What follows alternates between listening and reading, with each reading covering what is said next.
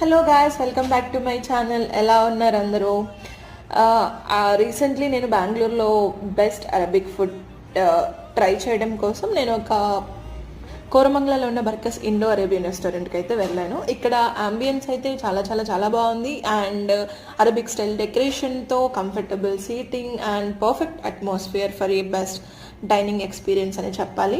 And ఇక్కడ food గురించి చెప్పాలి అంటే ఫేమస్గా మండీ అండ్ ఫ్లేవర్ఫుల్ కబాబ్స్ ఉన్నాయి, స్పైసీ గ్రిల్స్ ట్రై చేయండి.